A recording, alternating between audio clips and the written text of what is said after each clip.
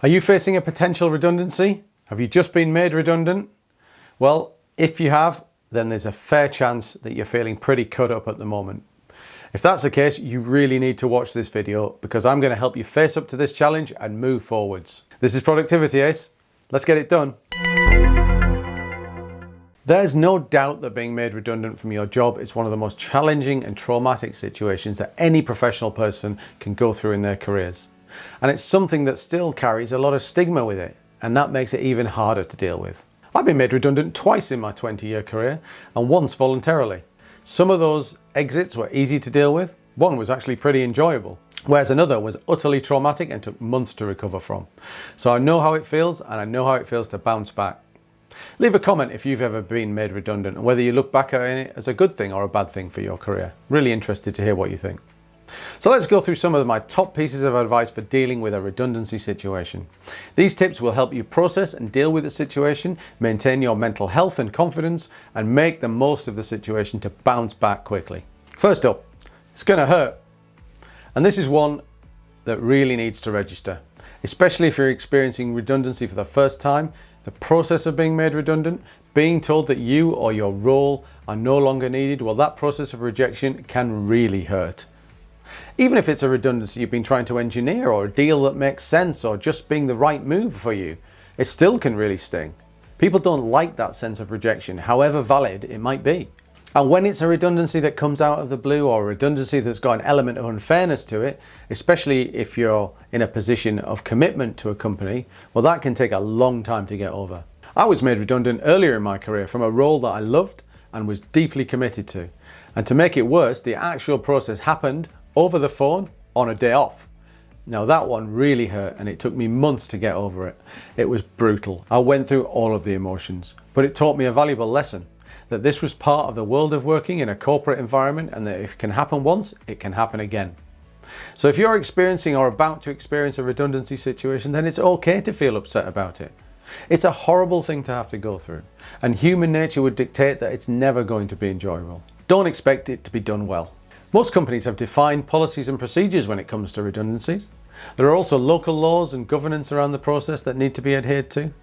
Much of these processes are to protect the employees, to ensure people get enough notice to effectively be put at risk of redundancy, and give an assurance that the company has done what it can to find the person another role. Things like that.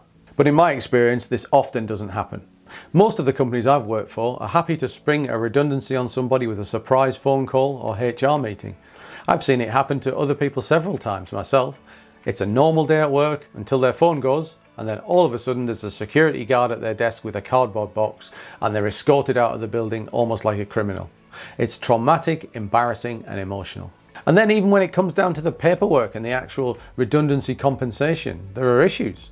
I've seen long-winded documents that dangle a tempting payment number in front of you, so long as you sign here and waive all of those rights, accepting that the company hasn't followed its procedures and that you're okay with that.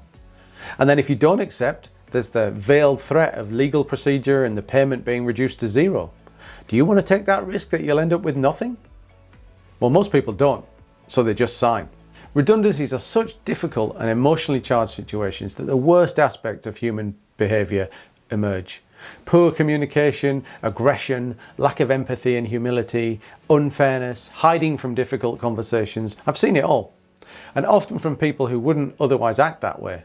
It's a real test of a company and a test of a manager to be able to handle a redundancy situation correctly, and many people come up short. So the point here is that even though your company will likely have governance around this procedure, don't expect it to be done well. In fact, expect the worst. I've heard some horror stories from people that I know at big companies, and as I mentioned, I was made redundant over the phone on a day off, so I know what that feels like. It's not usually personal. This one took me a long time to accept. I was actually really helped by my own experiences of having to make people redundant myself. My first experience of redundancy hit me super hard, being let go from a job that I'd committed absolutely everything to for 7 years.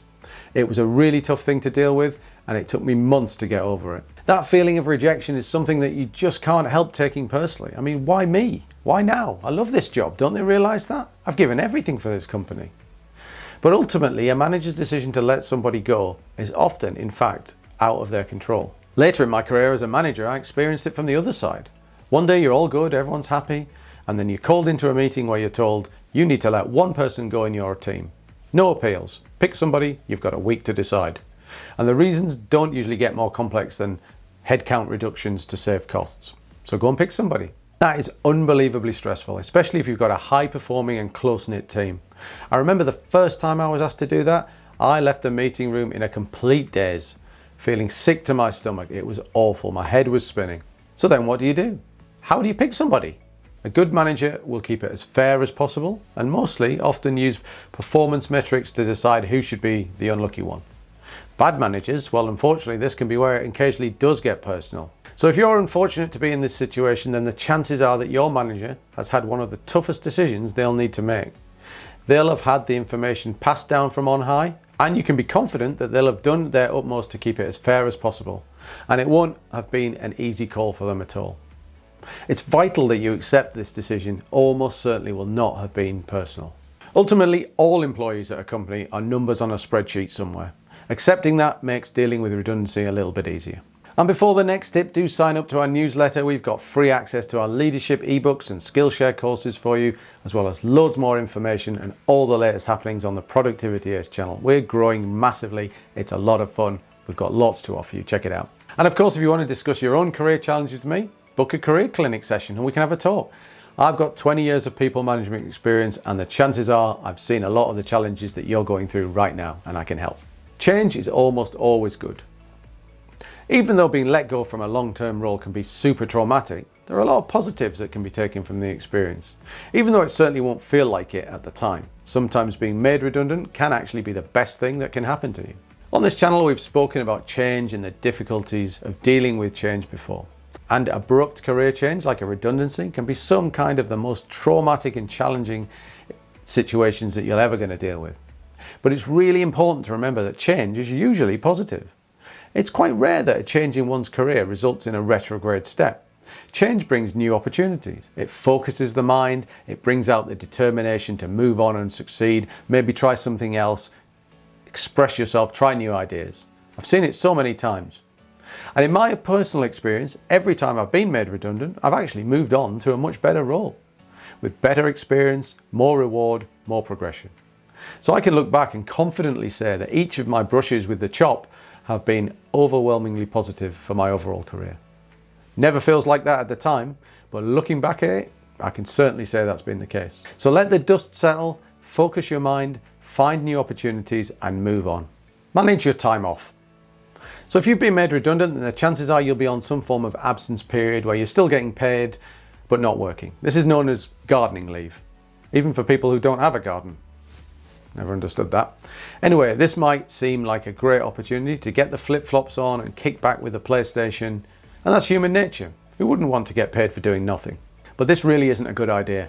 Managing the time off, this gardening leave period, which can be up to 3 months, sometimes longer, and then the time that it takes to find a new job, well, managing all of that time is super critical.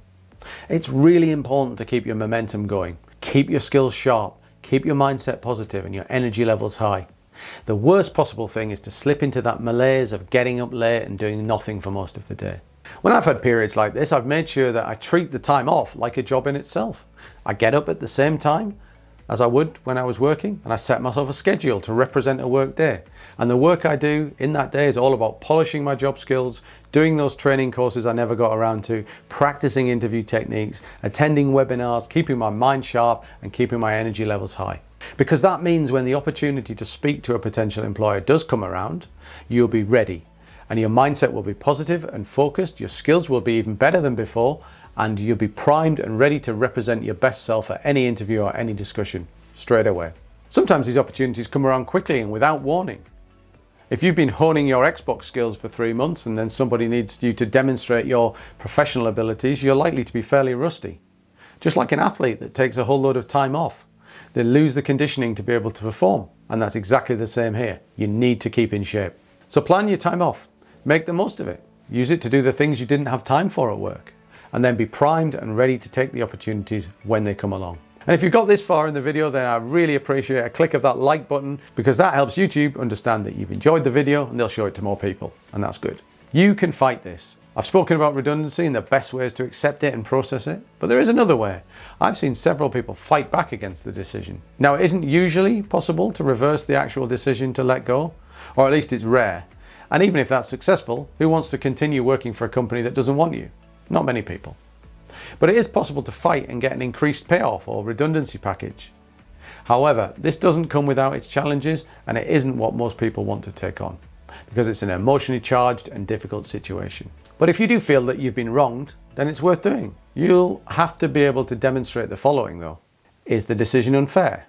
Have you been performing well and the redundancy has come out of the blue? If you've never had performance issues or warnings, then you might have a case. Is the redundancy payment smaller than you'd expect? Have other people got more? Maybe this round hasn't been funded as well as others. You might have a case for unfairness there. But do you also have the stomach for the fight? Because these challenges usually require legal assistance, and that can be very expensive. What if you require a lot of legal help and then you're ultimately unsuccessful? You could end up with no redundancy payment and an expensive bill. Can you accept that risk, and do you have that mental strength, that mental toughness for that kind of fight? I've seen several challenges work. I once saw somebody get their redundancy payment trebled after a challenge, and I've seen other people go to court and be successful as well. But as I said, it's not something that everybody should consider. It's a very bumpy road to go down, and most people don't want the aggravation on top of what they're already going through and are quite happy to sign. Engage your network. So after the dust has settled on a redundancy, it's time to really engage with your most valuable asset, and often your best chance of getting into a new role quickly, and that's your personal and professional network. Have a think about letting key people know that you're about to be on the market. They'll start that process of getting the word out, and before you know it, you'll start having inquiries and informal discussions, and that's when unexpected opportunities can arise. Your network is an incredibly powerful tool when it comes to recovering from a redundancy, not just for getting you back in the world of work quickly, but also for support and guidance and keeping your mental health good during one of the most difficult events that you're ever likely to go through. These days, being made redundant is something that a lot of people go through, especially in the fast-paced modern workplaces. Being able to handle the process and the mental challenges it brings is a vital skill for building resilience, determination, and it can often lead to bigger and better things. We've got loads more great advice on how to get the most from your career in this video here, so why don't you come along with me and see you there. Thanks a lot for watching.